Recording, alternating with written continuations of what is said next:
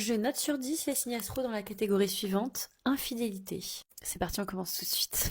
Cancer. Alors cancer, pour l'infidélité, je lui mets la note de 5 sur 10, la moyenne quand même. Moi, mon avis perso, c'est que le cancer, tant qu'il aime, il trompera jamais. C'est quelqu'un d'hyper fidèle.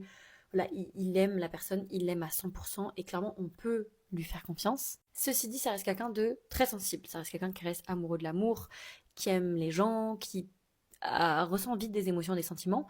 Si dans son couple, ça ne se passe pas super bien et que quelqu'un arrive et que le cancer commence à avoir des sentiments pour cette personne, il peut, je pense, passer à l'acte, clairement. Donc malgré son amour pour la personne, si ça se passe mal et qu'il y a quelqu'un qui arrive, ça peut être possible, donc je lui mets la moyenne, parce que je pense qu'un cancer, c'est possible qu'il trompe. Pour la Vierge, je lui mets la note de 1 sur 10. Pour moi, c'est vraiment quelqu'un qui est fidèle, c'est quelqu'un qui va pas tromper facilement, qui est carré, quand il est en couple, bah en fait, c'est une personne qui va rester présente et longtemps, et genre, elle affrontera vents et marées. Et même si elle a une tentation, ce qui est rare, parce que la Vierge quand même est assez aigrie et n'aime pas trop les gens, ça va vite passer. Genre, c'est quelqu'un, elle arrive à dissocier en mode c'est un fantasme, c'est la réalité, machin. Et si ça va pas dans son couple, et ben elle finit la relation et elle finit par partir, mais elle trompe pas. C'est vraiment dans notre cas rarissime pour la Vierge. La balance.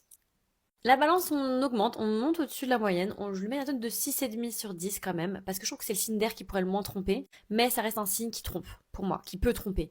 Parce que c'est quelqu'un qui est amoureuse de l'amour, qui voit le romantisme comme quelque chose d'hyper important. Elle a besoin de sentiments, elle a besoin qu'on l'aime, etc. Mais elle aime énormément séduire aussi. Donc je pense que déjà, elle peut flirter des fois avec la tromperie, genre en mode où elle aime bien séduire et c'est un peu limite, vous voyez ce que je veux dire. Donc ça, je pense que ouais, la balance, elle peut faire ça et elle pourrait sauter le pas, je pense, si vraiment, dans la relation, pareil, c'est pas au top et elle trouve quelqu'un qui lui plaît bien, alors qu'à ce moment-là, elle est pas en connexion avec son partenaire. La balance, elle est très faible des fois, hein. Donc 6,5 sur 10. Lion, 4 sur 10. Pour moi, les lions, c'est pas des signes qui trompent de fou. En vrai, c'est plutôt des signes qui vont aller de l'avant. Genre, si ça leur plaît plus, ils partent. Si quelqu'un leur plaît, ils vont partir. Enfin, ils vont vachement s'écouter, mais ils aiment pas trop faire du mal ou faire de la peine. Alors, ils peuvent quand même, ça peut arriver. Et ça arrive surtout dans les situations où leur ego est mis à rude épreuve. C'est-à-dire qu'ils sont jamais trompés, par exemple, auparavant. Leur ego peut leur dire, ok, bah tu l'as fait, et ben bah moi je vais le faire aussi. Voilà, donc c'est, je pense, la seule raison pour laquelle le lion pourrait être trompé généralement, mais sinon c'est quand même un signe qui est assez carré, je trouve, par rapport aux autres signes de feu. Poisson.